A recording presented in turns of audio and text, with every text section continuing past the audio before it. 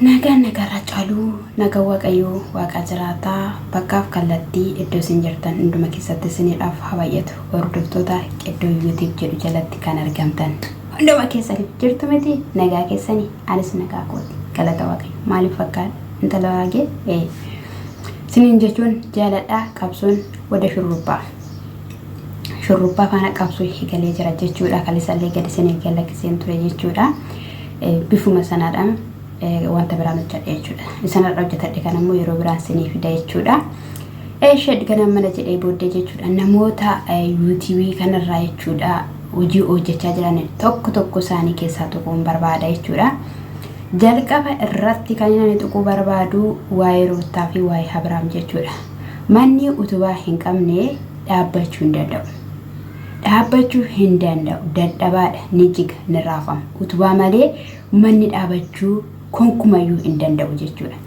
Mucaan wayii kana dura gaafa isaan araaramanii jalqaba irratti keekii meeriin kuchisiiftu maal akka jedhe beektu ammayyuu gaa'illi Ruutaa fi irraa dubbata gaa'illi Ruutaa fi Abrahaamii wabii hin qabu jedhe ishinis immoo gaafa abbaan Abrahaamii dhufanii ishee araarsanii ani maalan wabii qabaa wabiin qabu jette jechuudha. Achi isaanii rakkoon hin jiru giddeellam jedhaniin jechuudha. Jaarsi sun jechuudha waaqayyo isaanii eebbisu umurii dheeraa isaaniif haa kennu. Egaa nama guddaa akkanaa keessaa bahanii yeroo hundumayyuu xoorinnatiin hiyyii watwaannaan ka'u kana nama dhaga'ama.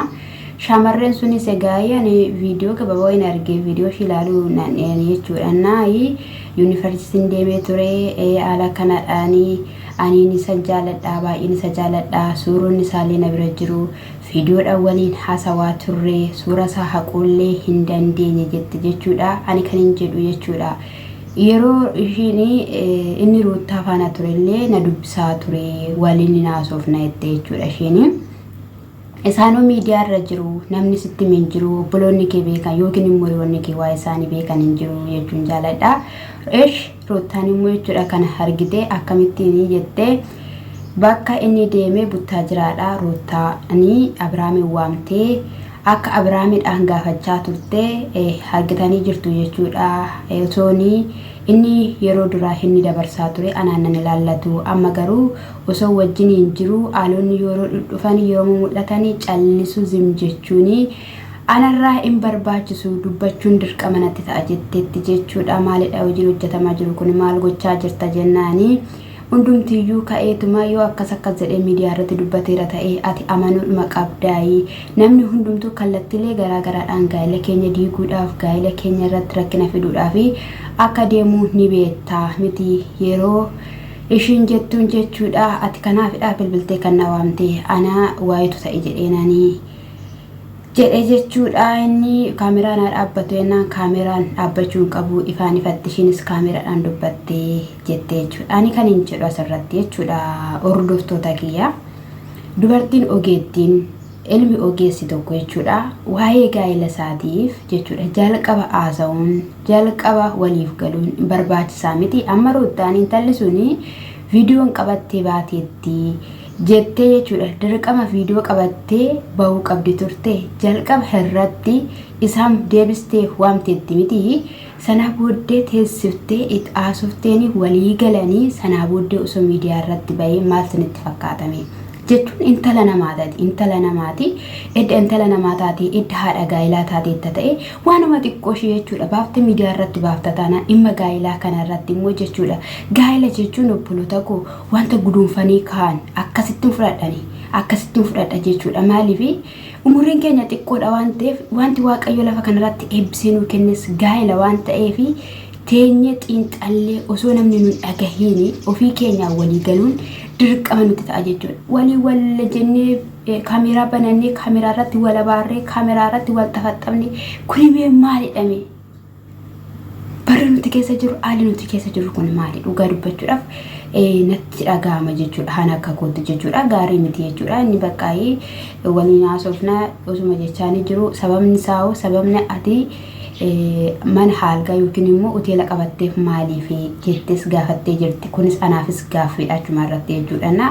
Buttaajiraadhaa maatii qabaachiidha jechuudha garuu booda sitti maa isa si fanaasaa jedheeraan jechuudha mucayyoon garuu imboochin hin ibsu imboochin viidiyoo wajjin haasaa simmoo jecha bishaan waliin daaka wanti baay'een gadi ba'aa jira jechuudha ammas wabii hin qabu gaa'ela dhaloota kana dhugaa dubbachuudha gaa'ela kanarraa wanti baratamu tokko illee jira jedhee si yaadu hani ani roottaa fi ogeettii jettanii maal jedhamee namni odeessu kanas hin agarre hani jechuudha na waanuma xiqqoo ishee jechuudha waanuma xiqqoo ishee waa'ee gaa'ela kootitti namni yoo watu huxxi jedhe dirqama wallaan irratti baay'ee watu jechuun qaban maalidha jedhee ani ofii fi hin dadhabu jette viidiyoo sana keessatti ani ofii hin dadhabu jetteetti edda ofii hin dadhabummaa of akkatti ofii hin dadhabne edda ofitti amanamummaa qabaatteetta ta'e teessee haasofsiisu qophaa keetti addabaabaa irratti osoo hin taane inni biraammoo jechuudha caaltuu waraqaan akkatti kenname kaleessa galgala illee viidiyoo irraa hojjedheera jechuudha waraqaa harkaa fudhattee tajjaa harkaa jedhee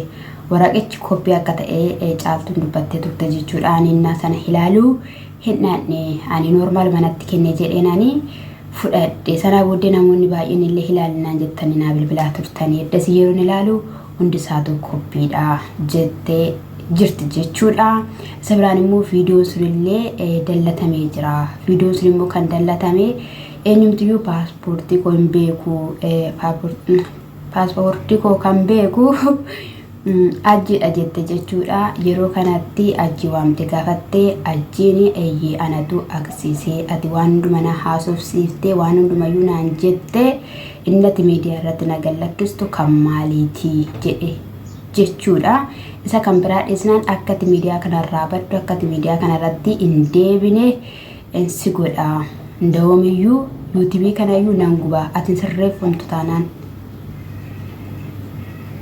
ati waraqata sana deemtee narraa hiniisistu taanaanii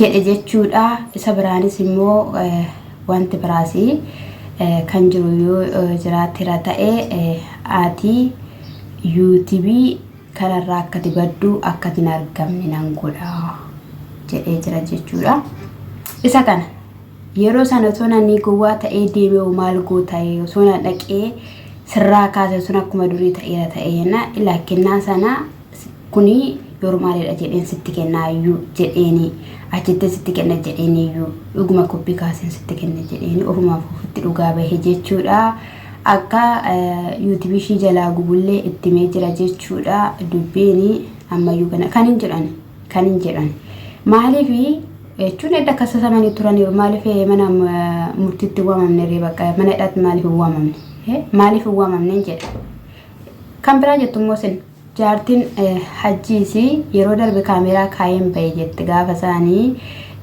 egaa ishii noormaal maseetee harkaa fuutee immoo galgala kaa'ee hin deemna poolis xaabiyaa jedheenii kan dubbate ishii sana kaameraa kaaye kaameraa argaa keessa booddee yeroo ishiin qullaashii carqii qayyaratullee naashino jedhaan dhuftee argeera qullaashii waraabeera kaameraa waan hundumayyuu naa waraabee jaalattee osoo hin taane dirqamaadhaanii naa haxxii kissii sana jettee jechuudha achi booddee caaltuu fiddee gaafattee yeroo ishiin gaafattee jettu ati akkamidha narraa kaastamoo narraa hin kaastu jettee gaafa jettu kan maalii jennaan ani sattaruun barbaada addabaabaa irratti si baasuun barbaada yeroo darbe kaameraa kaahinanii bae kanaafiyyuu kaameraan si waraabeera kaameraa erga si waraabee immoo dirqama keetidha feesbuukii walaa tiktookii walaa yuutuubii irratti si gallakkiseen addunyaa si daawwachiisa addunyaa naa daawwatu addunyaan diraama daawwatu waan hin qabnee fi addunyaa naa daawwatu jette gootittiin mootittiin jaartiin ajjee jechuudha ati intala namaa miti rabbiin hin sodaattu anam sirraa naqa kanaafiyyuu ati achi deemtee narraa xaaree jennaanii na dallattaaree jennaaniin eeyyuu siifan dallata rakkoon tokkollee hin jiru jennaanii adi gabaabee sirriitti hima jennaan caaltuun jechuudha elaa ol fuudhiitii jetteen ol fuudhii viidiyoo sana mataa kee irratti baatta malee ani waan sirraa haqu tokkollee hin qabu jettee jechuudha en sobdi sinin jechuun jaaladha en sobdi mistir isaanii icciitiin isaanii la gadi guuramaa jira jechuudha en sobdi si gallakkistuu en sodaatiin caaltu inni biraas immoo magartuun icciitii jaartii hajjii kana gadi yaasaa jirti jechuudha dabqinarra yaa'aa jira dhugaa dubbachuuf hinoo'a gadi yaasaa jirti akka waan hundumaa gochaa turte gaa'e kana dura mi'aatii dhuguma dubartiidha gadi gallakkisi jetteeni akka magartuun dhossite waraabdee gadi gallakkiste argitaniittu ishiin sun watwaataa wixxisaa jechuudha. Ergasii booddee immoo gallakkisteetti haa ta'uyyuu malee jechuudha akka irratti xoloqqolaa abdirratti xoloqqolaa turte kanan sii godha akka jechaanii turte jaalallee akka ishiin jaalachuudhaaf jettee abdiin ishiin barbaanne silaan ana hin barbaanne si'iin immoo akka jaalatu jettee magartuudhaaf akka hojjatte dubbachaa turte. Kana irratti immoo viidiyoo argite balbala irratti reebaa irratti qaxaqaxaa turte jechuudha magartuu irratti. Magartuun sodaattee kana booddees immoo lola kamiyyuu hin barbaadu hani waan jetteedhaa fi jalaa saaquu dhiiste jechuudha. Hiriyaa ishii Saadaa jedhamtu waamtee akkattiidhaan balbala irratti reebaa jirti. Ani immoo rakkoo kaasuu hin barbaanne jennaani Saadaan eessa jirti lafa kam jirti akkana naaf haa baatu ishiin barbaada jettee wal lolaa turan jechuudha. Ani lolan barbaadu akka abdiin bichaan dhufee asidhaayi qulfiin irraa fudhatee ani mana isaa keessa wanta jiru hundumayyuu ilaallatee itti kennee biraa deemuun barbaada jennaani. Akkamittiin akkana godhate ati maaliif akkas gochaa turte magartuu jalqaba irratti maaliif shira kana keessa galtee? Abdiidha nama guddaa nama mana ga'u sintu akkana gochaa ture sintu rakkisaa ture sintu dhiphisaa ture sintu dararaa ture daa'ii gaafa ishiin jettuuni aniyyuu waan sayyuu hin beeku maaliif akkaan gochaa ture iyyuu hin beeku tasumayyuu ani maal akka ta'e naaf hin galle waan yennaa sitti iyyuu waa goote kaa'e jette jechuudha. Isa kana dhaayii egaayii adurree attuudhaaf adurree attuu jechuudha. Ani nan beeka adurree jechuudha. Wasiilli koo yeroo baay'ee wal diigeessanii waamu baasanii adurree attuuna. Waan baay'eetu jira indaan qofa nyaata halkan jechuudha. Halkan hantuutaatu hin taane indaan qo nyaata. Sanarraatiidhaan kan ka'ee kiyyootu kiyyeeffamaaf. Dubbii wal keessaa kiyyootu kiyyeeffamaa fi sanaa booddee maaltu ta'a anennaa sana daa'imadha. Qaxaqqaxeetu xinnuma shiidee bakka hin qaba kiyyichi dirqama hin qaxaqqatu ganama ka'anii.